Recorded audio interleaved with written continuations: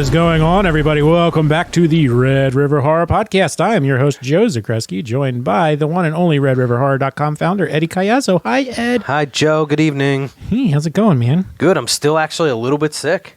Really? Yeah. The lingering effects of whatever it is that you had. Yeah, and it's crazy. It's not COVID. I've been tested twice now. Yeah, and all results came back as a negative? Yeah. Yeah, wow.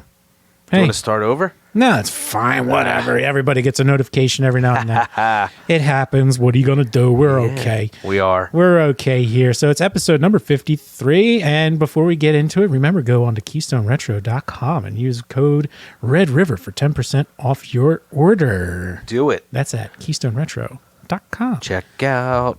Yeah. Check out Red River. 10% off. Thanks, Steve. Anywho, as we get into things, there was a couple things that I wanted to talk about today with, like, in general, like some general talk. And then our main event will come up in a little bit. Okay. But before we get into that, so something big happened in the music world that obviously, I mean, probably upset me a little more than because I was a bigger fan of both this guy's bands. Especially the person and who he is. Yeah. Yes. So I was just like, well, I mean, you liked the Iowa album. I did a lot. Yeah. And I think everybody did. I mean, if we were young and 20 years old this year. Was that the one produced by Rick Rubin? Yeah. Okay. Yeah. Was Rubin on that one? He might have done both. Their first two. I think I heard that. I mean, Yeah. I was a pop music fan, so whatever Rubin did, that's the one I liked. Yeah. So anyway, I mean, the passing of Joey Jordison at the age of 46, they didn't release any details. So that's a shame. I know he was in poor health, and rumors were that he had drug issues in the past. Maybe they came back. I don't know. Either way, that's a real shame because, you know, Slipknot's obviously the well-known band, and you can give them, if you want to cross over with the horror genre, one of their first music videos of Spit It Out has a lot of horror parody in it. Oh, okay. That includes Joey being the guy riding a tricycle in a hotel and runs into the twins, basically doing the scene from The Shining. Ah. So the guy had a love for horror movies and a love for music, and had his side project, The Murder Dolls, which you know I loved a lot, which is going to get a whole episode dedicated to horror music, horror rock or horror punk, whatever you want to call it, because it's one of my favorites, and that band is one of the ones that really, really got me into it. So it's a shame to see him go, and just to know that that's just there's not gonna be a third Murder Dolls album. Oh, man. Yeah, those are the breaks. I know two drummers. He was a very important figure, especially at the age we were when Slipknot came out. Oh yeah. It didn't matter who you are. Everyone always said the same thing. It's just like, there's a guy, you know, I never really listened to Slipknot not that much, but I do love the drummer. Like, that was always like a thing. Oh yeah. You know? He was just an absolute monster. Yeah. Just an absolute monster who brought in styles that, you know, at that time, you know, nu metal was just so huge, which was like a, you know, very simplistic, down heavy kind of sound. And he brought an element that came from like thrash and death metal into that scene. That's just fast. He did it. Usually it's just like fast and straightforward, but he did it just fast, and just with wicked fills. So it's like you can compare what Travis Barker did for like a punk genre is what he did to that metal genre. Okay. You know, you can put those guys in, you know, just being the next step above of everyone else around them. Well, let's tip a beer to Joey Jordison. Yeah, so that's a shame. For many great pour one out for that guy. Many great years. And actually, just to tie it back to horror, you said their first big music video had a lot of horror like imagery. I'm not sure Spit It Out's the very first. It might be. Okay. So it would be between that and Wait and Bleed. Well, Wait and Bleed is on the Scream 3 soundtrack. It sure is. Which back in the day, now understand everybody listening, this was back in the day. Creed was a very popular band, and Mark Tremonti was very, his influences were all really heavy. So yes, he was in Creed. He wrote a lot of the radio-friendly adult contempo hits that you know, but his influences were like the Seven Dusts and Tool and, you know, heavier stuff, and Slipknot was on the album with a slightly toned down version, the radio cut of Wait and Bleed. Yeah, that's that's a soundtrack where I'd like.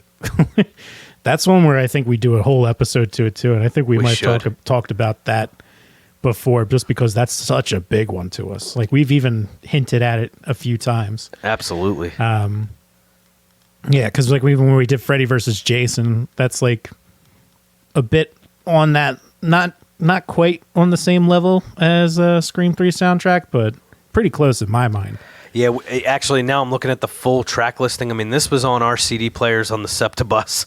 Yeah. Pretty heavy rotation, yeah, I would think. There's one song that I still pop on every now and then. I've never heard any other song by this band, never knew them anywhere else.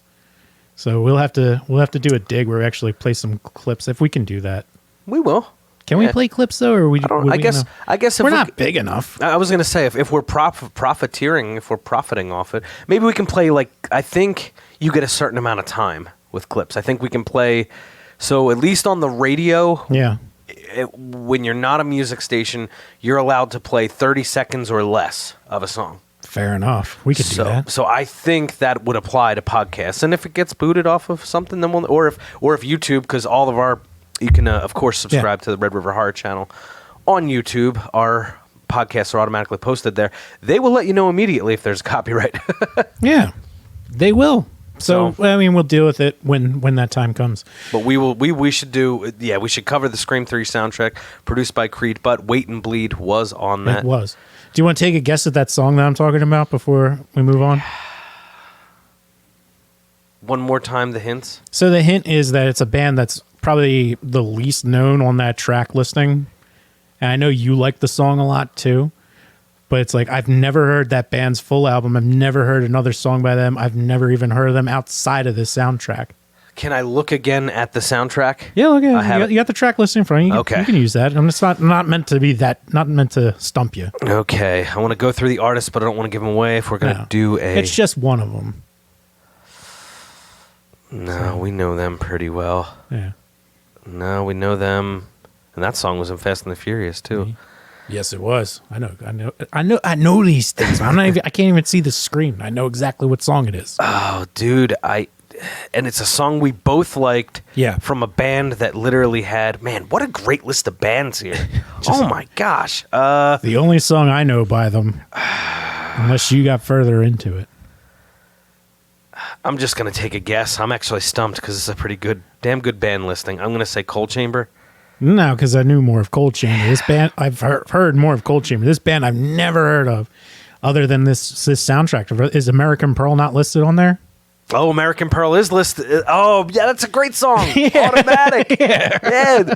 It's automatic like a burning girl. You're a star like everyone. Yes. Woo-hoo-hoo. Oh, man. Yeah. That was a good song. It was. Oh, we're doing all right. We're moving off of this. Yeah, Joey Jordison, we tipped one for you, brother. Yeah. God bless. R.I.P. Big drums in the sky. Joe, do you want some more Scream before we get into the main course? Well, I think you got something Scream wise coming my way, because we're going to be getting prepped for Scream 5 pretty soon. Scream 5 is supposed to be coming out. I will just look that up real quick just to see when. But so I had a question for you that I actually posed to the Red River Horror Twitter followers. How would you feel if Stu were still alive? Not good. Not good? No. Okay.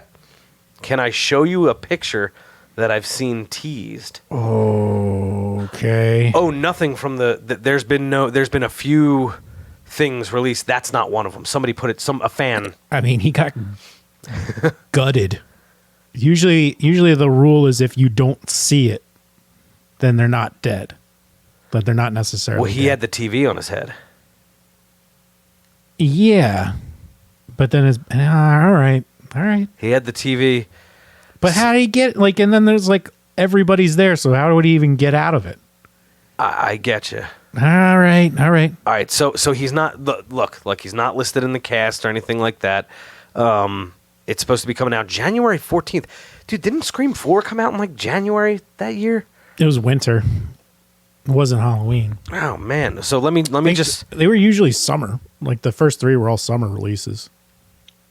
I think. Yeah, I'm pretty sure. Why wouldn't they be? We talked about that with Nick the one time where it's like it used to be like August was the hot month Yeah. for horror to get like as part of like selling stuff. Yes. I might have talked about with somebody else where it's like you had your big horror releases in August so that you had the merchandise out for that Halloween season. Oh, yes, we did. That was either with Joe D or Nick. Yeah. So either Different Take or Movie Babble. So that's the picture. Somebody created that. That's not official. Yeah. See, trailer That's concept. Matthew Lillard scarred up. Yes. No, not doing it? I'd rather not. Okay. Fair enough. I don't know where they're going to go with it, but I don't think that's the right way to go. Did you like Scream 4? You know what? Honestly, I need to watch it again because like I was thinking about it. All I can remember was there was maybe like one kind of cool scene in a barn. Oh, yeah. I only saw it in theater. I only saw it in theaters with you.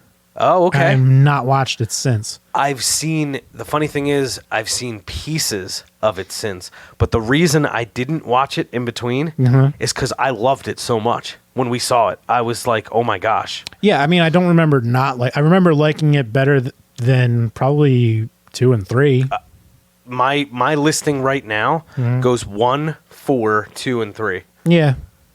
I mean, I think that's fair. I remember walking out of it and being like, oh, you know what? That was probably the better of any kind of sequel. Yeah. Kind of like how we felt after like H2O the first time. Yes. You know? That's a good connection. Okay, that's fine. So I wanted to show you this picture specifically and get your thoughts on it, and you gave them to me. So let's move on. Yeah, I would not be thrilled if the Stu character made its way back. I'm curious how they're going to do it because that now remember it's like 4 did the copycat, right? It's actually a little bit more. It's got a little more depth to it. A little more interesting than that. That's right. We'll watch it. Maybe we'll do that outside up the mountain. I think we should. You know? Yeah, I got to play catch up. Yeah. Yeah. It's about time to watch that again. Agreed. Agreed. So, all right, man. So I'm off of the Scream thing next. It's all gravy, baby. So that leads me to another trailer that dropped this week. And so here's the thing. You know, it is Red River Horror, and we've had an episode before. I think we did. We definitely mentioned it in that episode when I asked you what is scary. Yes.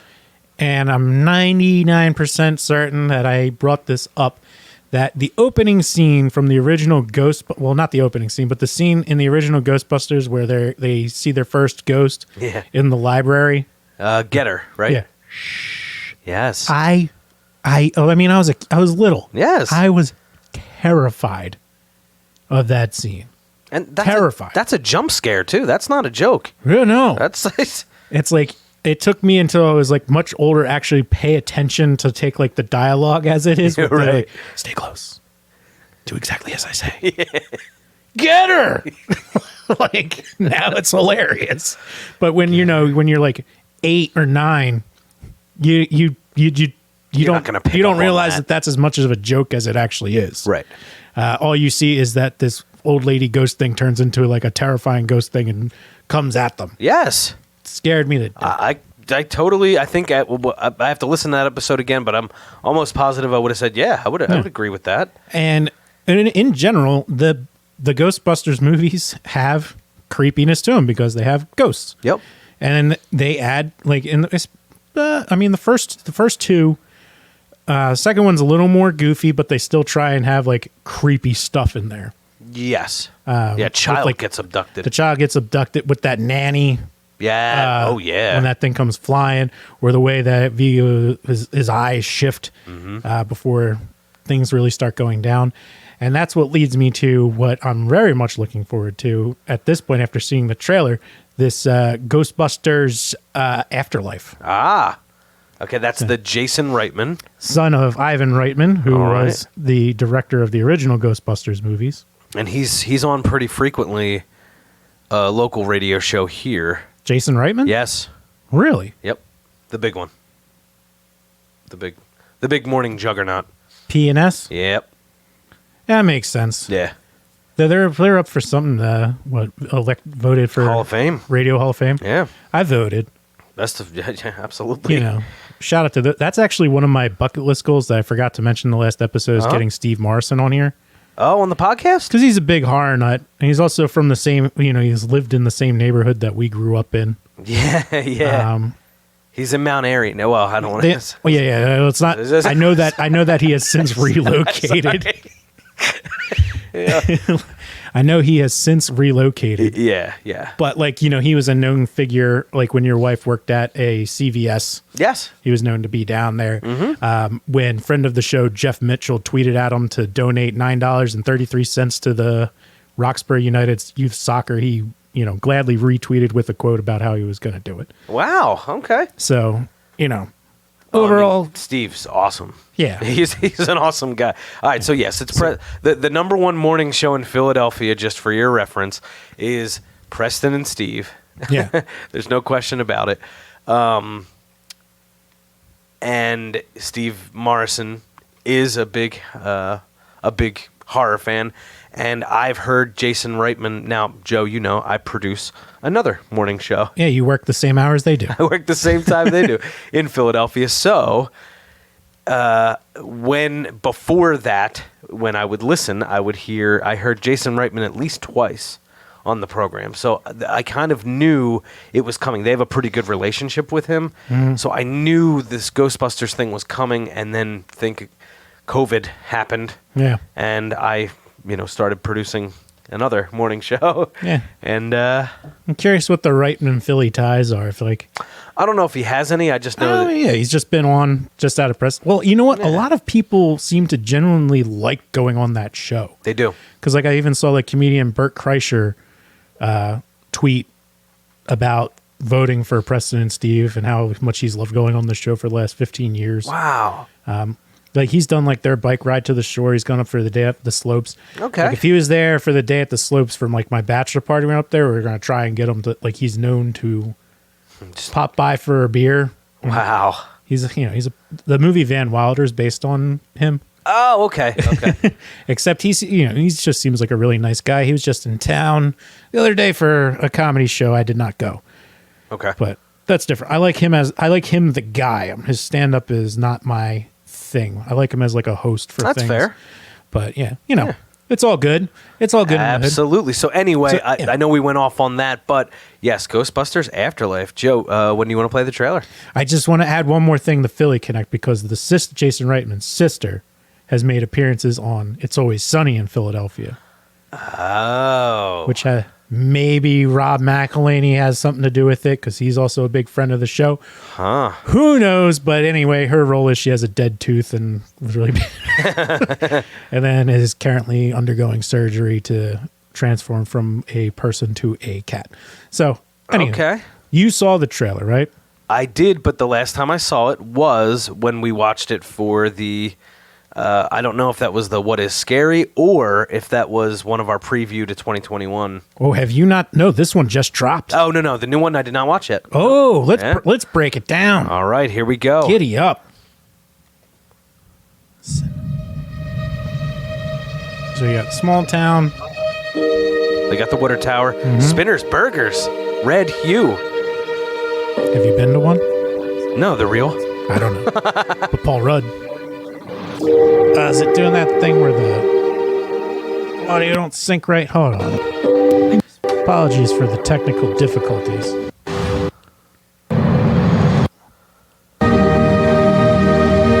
What are you doing here? All right, we're starting started over because that just... Gosh darn it. Mom. I don't know. I'm fine with Trevor. I keep messing this up. Do you want to She's stop? awkward. No, we got kid. Paul Rudd, the chick from Maybe a new home that could be an HBO show I opportunity to like. Start fresh. And I just wish some you'd get kids. some Finn Wolfhard. The dude from the Stranger Things. Is that me that dropped that, or did you drop it? No. Yeah, so we're getting those technical difficulties. Stay with it. Keep talking. Come on. This creepy old farmhouse in the middle of nowhere. Yes. All right, we're back. My grandfather bought a creepy old farmhouse in the middle of nowhere. He could hardly keep the power on. That's Janine. Janine. Oh, no. You're saying he left us nothing? Well, I wouldn't say nothing. The Ecto You went with the station wagon? It's the only one that had an engine. Yes. Yeah, So the basis so far is that Egon moved out to this small town in the middle of nowhere. And why? What is happening here? Who knows? But he apparently ran out of money. A town with no phone His lines family had is nowhere to shaking go, on a so daily they move basis. into this old farmhouse down Maybe it's the apocalypse. Egon came out here for a reason. Are you troubled by strange noises in the middle of the night? Do you experience feelings of dread in your basement or attic? Have you or any of your family the ever little seen Stay a spook Puft Marshmallow Man. So,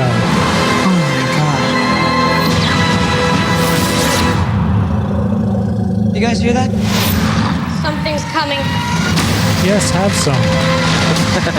The whole city. It's like The Walking Dead.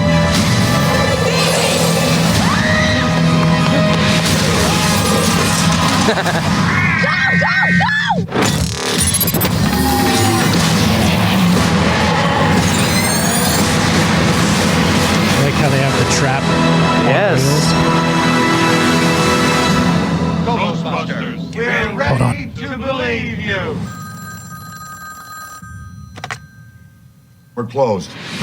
Oh, was that the Ray Liotta? Not Ray Liotta. Dan Aykroyd. It sounds like it. Yeah. Is it Dan or is it Bill? Ooh, I think it sounded like Dan. I think it's going to be Dan Aykroyd because yeah. him and Egon were closer. Right. You know, the original story that Dan Aykroyd wrote. Man, this seems like it just brings back so much. Yeah. So I mean, what I'm gathering that it's like. So I was really skeptical about this at first, Sure. and the thing that brings me back, where I'm just like how's this going to work? Mm-hmm. And so now this trailer, you get more of an idea of how it's going to work. Yes. It's like, okay, like this family, they got to go suddenly inherit this land from R.I.P. Harold Ramis, Yep. his character Egon. And it's just like, well, why the hell? Like when they first show it in the very first show, it's like, well, why would he even go out there? And then you have like Janine, oh, he could barely keep the lights on. Yeah. And then it turns out that, it might be like the center of that paranormal activity or whatever. So he's definitely out there to study the goings on. Right. You hear Paul Rudd, it might have skipped out on the audio where he's just like, this town with no fault lines has been shaking every day for a week. Huh. So I really, really, really, really like the way this makes it look. They're setting it up pretty Yeah. cool, and I am looking at the cast, and holy crap, I'm excited about this film. Yeah. I mean, yeah. I mean, this seems like the right way to go. Yeah, and I still haven't watched it, and I do want to watch it. I haven't seen the 2016 Ghostbusters. I will watch it, and it's not for any reason other than it was a crap storm when it came out. Both sides, people hated it, and then it was like a sexist thing to hate it, and then all of a sudden, like, it blew up into this huge PR nightmare, and I'm like, okay, I have to see this separate from this media coverage right now. Like, I have to step away from that, and then I will watch it, and if it's good, it's good. If it's not, whatevs. That's what I did after spending on the old Talking Nerdy. I spent a lot of time just trashing it before it even came out. Okay. And a lot of that was because, like, I wasn't wrong. Right. It was, at the height of Melissa McCarthy's shtick. Right. It's like, I'm gonna yell, I fell down.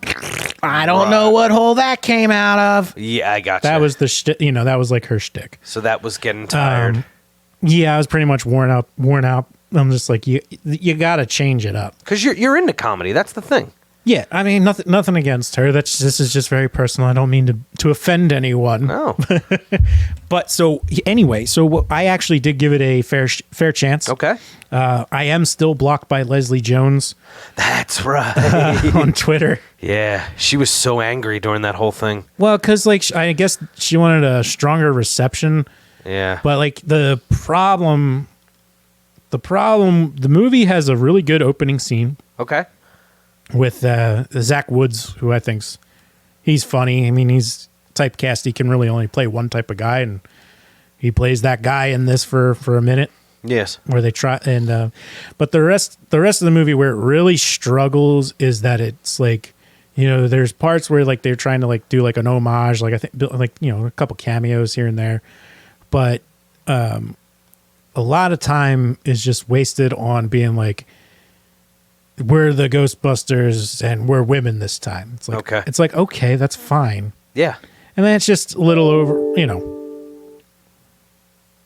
It fits like it wasn't made for me. Okay. So I have little cousins who were probably around like my daughter's age now, like 11. Yeah. So like kids I know who were like, you know, 9, 10, 11, 12 when it came out, absolutely loved it. Yeah. Because that's more what it's geared towards. Okay. So then I would be able to appreciate that. And even though it's probably rated PG-13, it still has a vibe where it's just like a younger person probably would really enjoy this. Okay. It's just, it wasn't for me.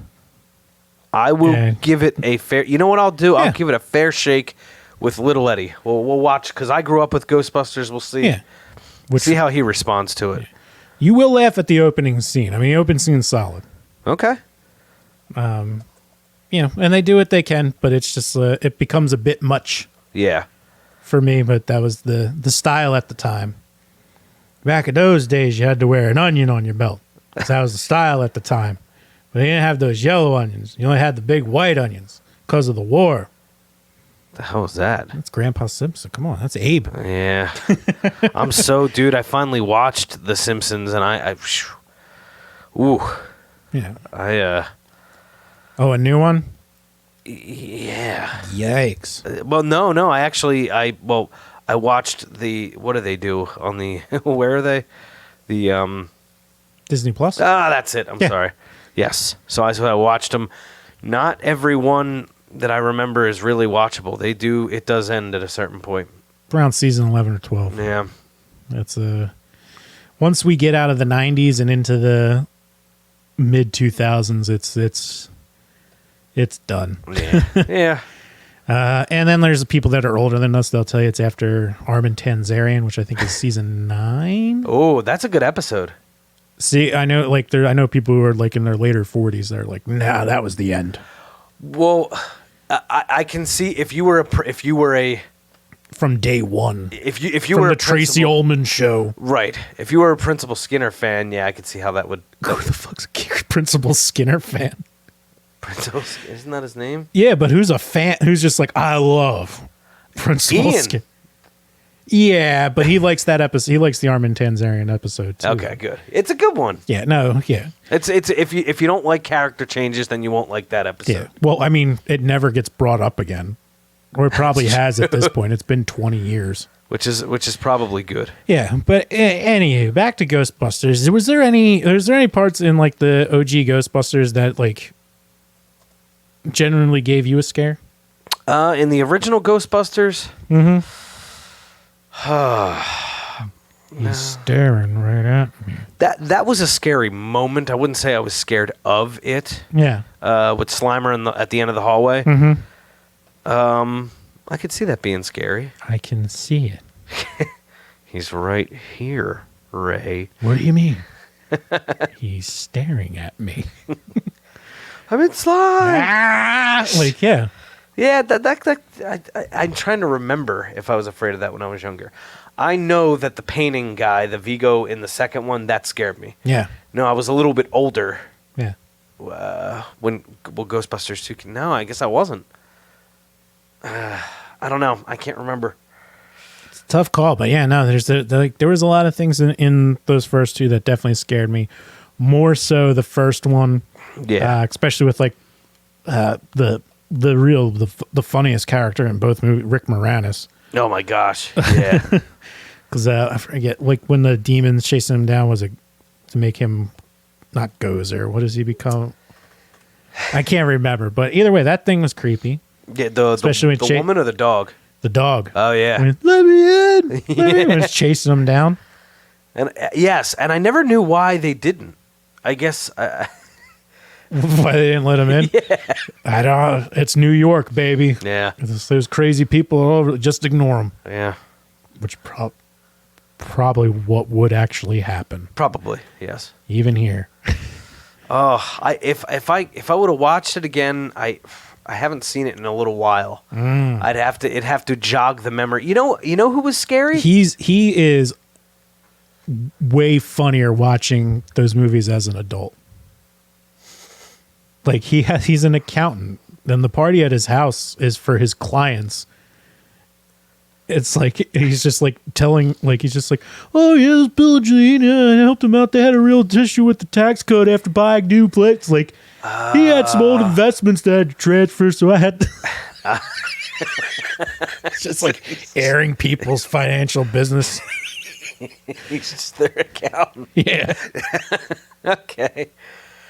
That makes sense. Yeah. So, yes, I do remember the whole thing with Sigourney Weaver in the apartment where she gets like not Are you the gatekeeper? Not Evil Dead, but she gets strapped to the chair and then pulled through the dimension. That freaked me out. And yes, when they arrive and she's like possessed on the bed, that did creep me out when I was younger. Or just when the eggs start, like stuff starts falling out of the fridge and the eggs crack and they start cooking. Mm-hmm. Yep. Some good stuff. That's creepy. You talk about a movie that's funny and creepy at the same time. I mean, they nail it in that one. Yes. You know, where it's like a good mix of both. Okay. So yes, I did think of that part, that whole thing from the time she gets sucked into the doorway that's lit to the stuff cooking and then when they arrive and she's you know, there is no data, only Zool. Are you the gatekeeper? So good. Yes. So that's my bit with that trailer being dropped. I just got really excited for it now because I feel, great cast. Really good cast. Yeah. I mean, I love Paul Rudd. I don't care what who hates on him. I don't know, actually. Somebody out there does. Probably like, I'm sick of Paul Rudd and his shit. It's like, I don't know. He just does somebody hates Paul Rudd. Paul Rudd just does what Paul Rudd does. I'm trying to remember the woman's name. Is it Laura Dern or something like that? I don't know. That might be her name on The Leftovers. But if you haven't watched The Leftovers on HBO, you gotta watch The Leftovers on HBO. That's one of my...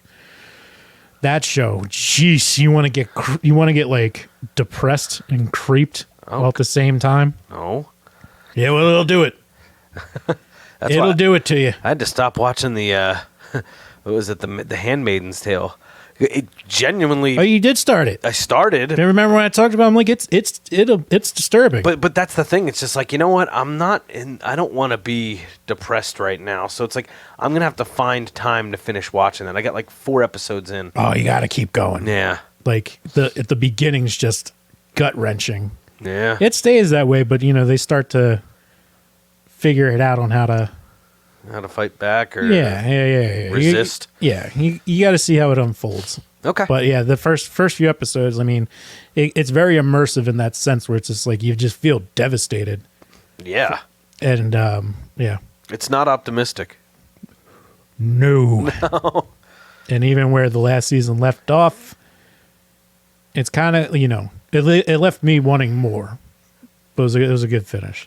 I don't know if I'm going to continue to watch it. We'll see. I mean, it's like it's one of those things that just like I can't watch it on a Friday night. That's just not. Yeah. That's too depressing. I can't watch it during the day. I did. I mean. Yeah. It's. I can't find a good space for it. Maybe I'll try again. I don't know. Well, Leftovers is depressing in a different way. Okay. The Leftovers. I've definitely talked to you. I've probably talked to you about this at some point. I know someone listening has definitely heard me drop it. I keep it at a minimum because I want everyone to watch it because it's like I would love to just talk about this show all day. Okay. But the general idea is I forget what the actual date is, but anyway, so there's this day where half of was it 1/3? Is it 1/3 or half? Might be half. Which one's the Snap? The Snap is 1/3 of the world's population. I can't remember. It does. Half? So yeah, I think it's half. But either way, so it's just people just vanish. Okay. So you're out of nowhere. I think it's one third of the population. Might be half. I'm getting Avengers. The snap, same exact type thing. Because you know what the snap is, right? Yeah, so the snap happens and people basically disappear. and this is before the snap on the movie. This, Right. this show happened before that. Okay. But it might have happened in a comic. Well, yeah, all right. I don't know. Either way. So It's all not a these Marvel show, is it? people. No. Okay, good. No. It's Justin Theroux. All right. The Is woman it who this blonde woman, McKenna Grace. No, that's a Is that a kid? That's a kid. All right, let's see. Who's the chick in the Ghostbusters? Carrie Coon, Yeah, that's it. who plays Callie Yeah, in Ghostbusters. that's it. She's 40. Yeah. Okay. Yeah. So either way, so it's like now you have all these people have just disappeared, and it goes what life is like after this event. So it goes up to not a year later, but almost a year later, Okay.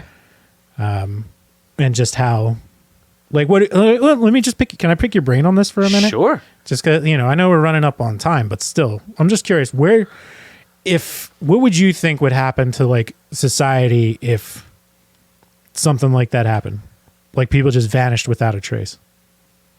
It would probably get pretty rough, I would think. Like I think that there would be a sense of lawlessness, and there'd be some people that are left that would make life very difficult for other people that are left.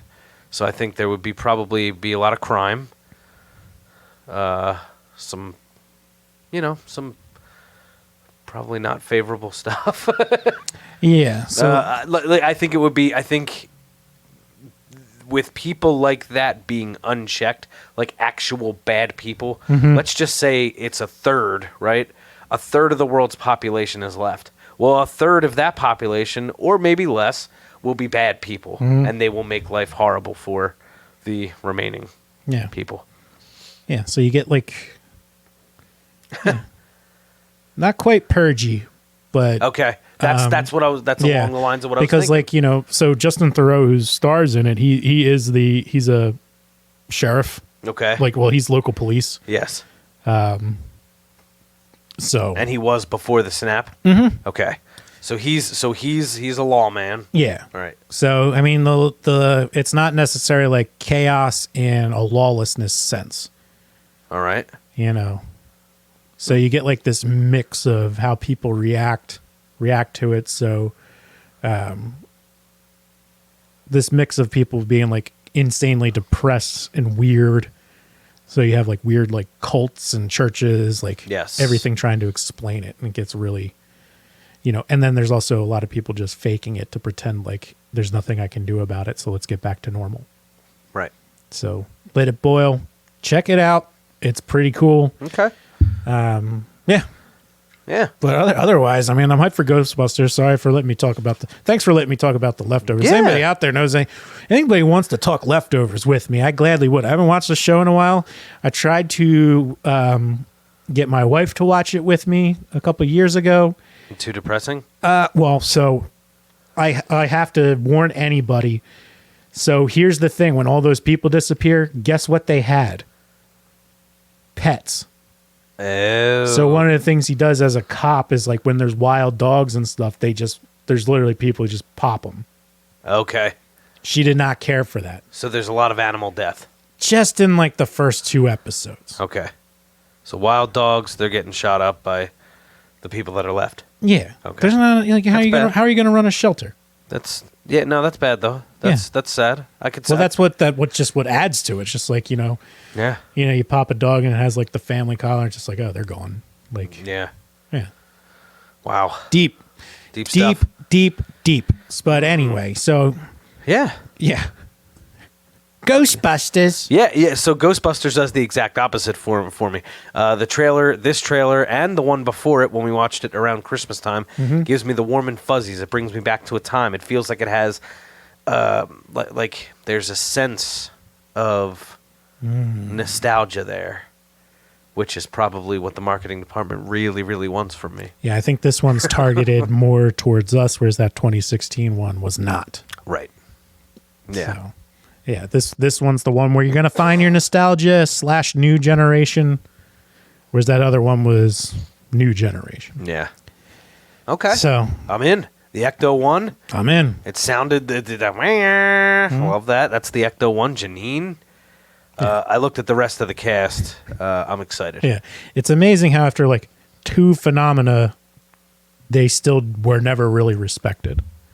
That's true. Because like remember the second one opens up, they're working like little kids' birthday parties, right? And they get He-Man. Right. Yeah. Wow. That's so even after they save the city twice, they get no love. Yeah. But hey. That's all I got for you, bud. You got anything else on the Busters? No, I'm just excited. That was a very enjoyable trailer. The Warm, the Fuzzies. Warm the Fuzzies, and is that coming out? Okay. Thanksgiving. All right, yeah, it was supposed to be out. It was supposed to be out in June. Didn't make it.